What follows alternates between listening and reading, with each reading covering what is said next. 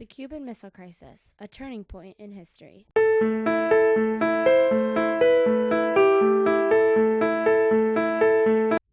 On October 16, 1962, President John F. Kennedy was notified by George Bundy that an American U-2 spy plane had taken an aerial shot of Cuba and had found a number of deadly nuclear missiles along the coast about 90 miles away from Florida. The nuclear missiles, if shot, would be strong enough to damage almost all of America. John F. Kennedy knew that he needed to keep this a secret from the rest of America until he had a plan about what he would do. He took immediate action.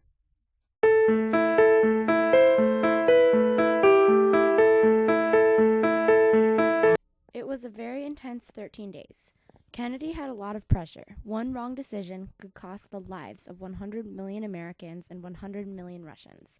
He called secret meetings to plan on what he would do about the missiles. The missiles that were found on the island of Cuba were from the Soviet Union. At the time, Nikita Khrushchev was the leader of the Soviet, while Fidel Castro was the leader of Cuba. The missiles were a severe threat to America.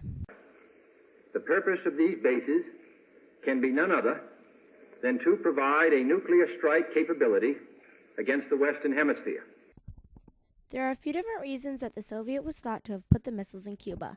First, so that the Soviet wouldn't fall behind in nuclear capabilities against America, and second, to protect Cuba, which was also another communist country. The world had no idea any of this was going on yet. It was the war between three men. Because of the urgency taken by John F. Kennedy, the Cuban Missile Crisis was managed and resolved quickly, preventing a nuclear war and becoming a defining moment in history.